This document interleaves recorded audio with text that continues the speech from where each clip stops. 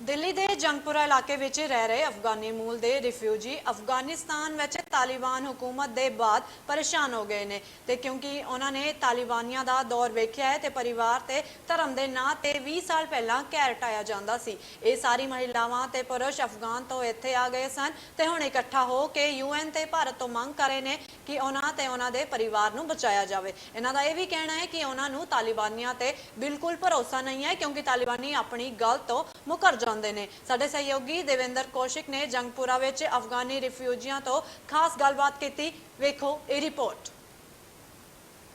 अफगान पर जब से तालिबान का कब्जा हुआ है तमाम पूरे विश्व के देशों की नज़रें इस बात को लेकर टिकी हुई हैं कि अब अफगान में आखिर क्या किस तरह के आगे के हालात होंगे, शरीयत का कानून किस तरह से वहाँ लागू होगा। और ऐसे में जहाँ तमाम देशों की नज़रें टिकी हुई हैं तो वहीं जो अफगानी हैं और जो रिफ्यूजी हैं इंडिया में रह रहे वो भी कहीं ना कहीं इस बात को लेकर दहशत में है, चिंता में, क्योंकि उनके परिवार वहाँ हैं और उन परिवारों के साथ में जिस तरह के 20 साल पहले तालिबान की तरफ से तमाम तरह के जो वहाँ अपराध किए गए, अन्याय किए गए, उन लोगों को प्रताड़ित किया गया, तो ऐसे में इनकी चिंताएं बढ़ गई। और मैं अब दिल्ली के जंगपुरा में हूं। अगर आप यहां देख सकते हैं भारी संख्या में जो ये तमाम जो लोग हैं, महिलाएं हैं, ये अफगानी महिलाएं हैं जो काफ़ी इस वक्त से यहां रह रही हैं और कुछ जल्दी ही अफगान से यहां लौट वापस आई हैं और कुछ पहले से ही यहाँ रिफ्यूजी के तौर पर रह रहे हैं। और महिलाओं के साथ साथ में देखिए, मैं अगर दूसरी तरफ की तस्वीर दिखाऊं तो वहां तक आप देखेंगे ये तमाम लोग अफगानी हैं और इस बात को लेकर चिंता है इनको कि जिस तरह से तालिबानियों ने कब्जा किया है उन पर भरोसा नहीं किया जा सकता। ये तमाम तरह की बातें की जा रही हैं। और अगर मैं मंच की तरफ आपको दिखाऊं तो यहाँ से देखिए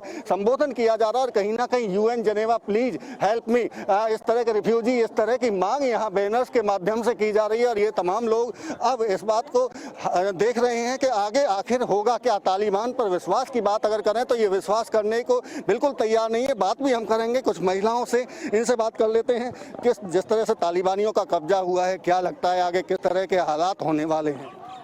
अभी तो जो सॉल्यूशन चल रहा है अफगानिस्तान पे उसकी तो पता है सबका कि क्या चल रहा है।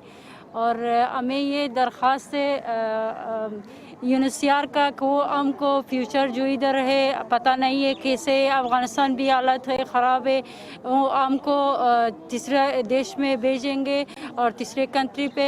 और इधर जो हमारे लीडर है वो अपनी यूएनएचसीआर के साथ बात कर दिया है, उन्हें बोला कि हमको पता नहीं है, हमको ख़बर नहीं है कि क्या हालत है, क्यों यूएनएचसीआर इसे बताएंगे, क्यों उनको पता नहीं है। ये सब दुनिया अभी तक पता हो जाएगी कि अफ़गानिस्तान से क्या चल रहा है और हम लोगों जब इधर आएंगे तालिबान की वजह से आएगी। राजनीतिक तौर पर अभी कोई जानकारी इस तरह की आपको नहीं मिल रही है, लेकिन आपके जो परिजन होंगे, जो पेरेंट्स होंगे वहाँ रह रहे होंगे, जो जानकार हैं उनसे आपकी बात हो रही हो, क्या हालात हैं, किस हालात में वो रह रहे हैं? जी मुझे कल रात मेरे आंटी उधर रह रहा है अफ़गानिस्तान मज़ार शरीफ पे, और मैंने आंटी के साथ बात किया, कह रहा है सोल्यूशन बहुत उधर बहुत ख़राब है, बहुत ख़राब है। और कुछ पड़ोसियों को उसके लड़कियों को ज़बरदस्ती उतार के ले गया है, 12 साल की लड़कियों को ज़बरदस्ती लेकर उसके साथ शादी कर रहा है तालिब लोग।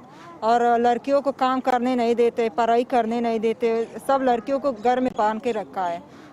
अभी बहुत सोल्यूशन अफ़गानिस्तान में ख़राब है। तो क्या उनसे जो बात हो रही थी आपकी वो सुरक्षित हैं अभी? नहीं, वो लोग बहुत रो रही थी, मेरी आंटी रो रही थी, कह रही थी अभी हम बहुत कोशिश कर रहे हैं कि यहाँ से निकालें, लेकिन सारे जगह बंद है, तालिबान ने सारी जगह बंद किया है। मज़ार शरीफ में है आपके परिजन? हाँ जी, मेरे आंटी लोग मज़ार शरीफ में है। जिस तरह से जिक्र कर रहे हैं ये कि महिलाएं बाहर निकल सकती हैं, कामकाजी महिला काम कर सकती हैं, क्या आपको विश्वास है तालिबान पर कि वो जो कह रहे हैं ठीक कह रहे हैं? No, we are not believing them. They say anything and they do another thing. हमको बिलीव नहीं होता कि ये जो कह रहे काम लोगों को काम देते हैं, लोगों को कुछ नहीं करते, लोगों को नहीं मारते, लोगों को जो वुमेन्स है, जो चिल्ड्रन है, वो हमको जो वुमेन्स है वो काम पे जा सकते, जो चाइल्ड है वो काम पे जा सकते हैं। पर जो हमारे कंट्री में जो अफगानी लोग जो अफ़गानिस्तान में है उसको विश्वास नहीं होता। जो अभी तो अगर आप जो तस्वीर में अगर आप पिक्चर में देखेंगे तो जो सारे वुमेन जब काम करते हैं before Taliban comes they are going out but they are now they are not going out and they are very scared if we go out and then say they are maybe they do anything with us that they are not going out. आने वाला जो वक्त है वो कैसे देखते हैं आप? आने किस तरह का अफगान का जो वक्त होगा, भविष्य होगा, उसको कैसे देख रहे हैं? हम तो अच्छी नहीं देखेंगे क्योंकि हमको पता है, क्योंकि 20 साल पहले जब हम अफ़गानिस्तान भी थी, हमको 12 साल थी हमारी उम्र। उस टाइम जो हमने जो इतना छोटा थी, मेरे तो कभी कभी मुझे मार दिया कब चादरी जो है हमारे लफाफा उनके पहनो। उस टाइम जो हम छोटा बच्चा थी ऐसे कर दिया हमारे साथ। अभी तो जब हमारे लोग हमारे उम्र तक है उसे क्या होगा उधर।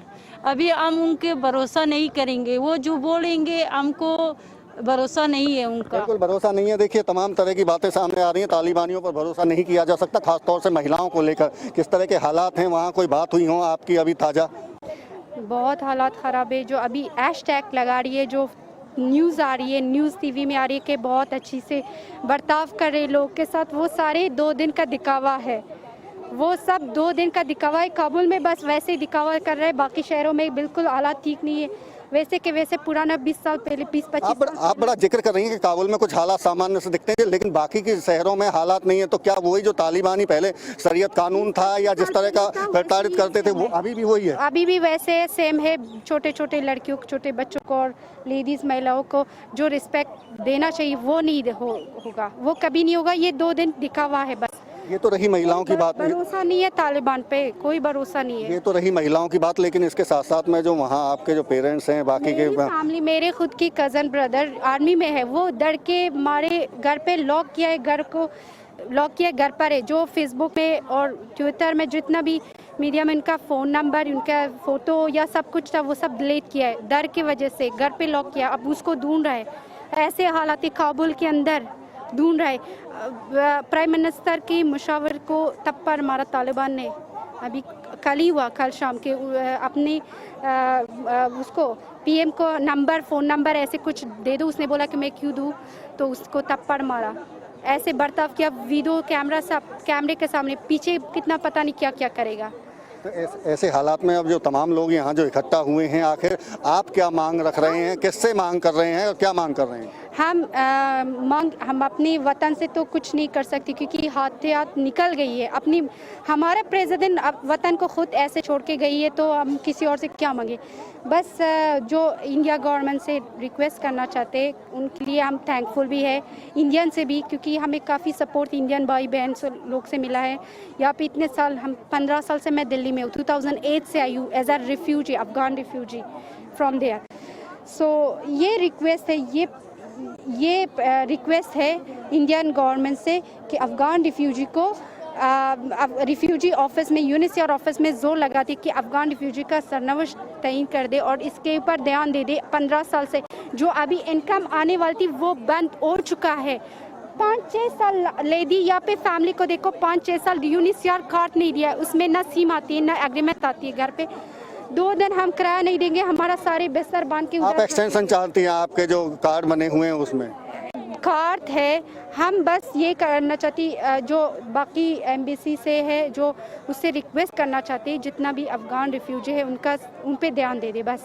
जी बिल्कुल। ये थे हमारे साथ में अफगानी महिलाएं, जिनका साफ तौर से कहना है कि जो भारत सरकार है वो उनकी तरफ ध्यान दे, क्योंकि वो रिफ्यूजी हैं और उनको यहाँ एक्सटेंशन दी जाए। और इसके साथ साथ में जो वहाँ तालिबान द्वारा जो किया जा रहा है उसको लेकर भी तो आप तमाम लोगों से ये इनका कहना है कि वहाँ बेहद ज़्यादा अत्याचार उन लोगों पर किया जा रहा है। काबुल में भी जिस तरह से हालात बिगड़ गए हैं, और ये साफ तौर से उनकी तरफ से ये कहा जा रहा है कि जो वहाँ के जो प्रेसिडेंट थे गनी, वो जब फरार हो गए तो उनसे तालिबानियों से कैसे विश्वास किया जाए और कैसे उन पे भरोसा किया जाए।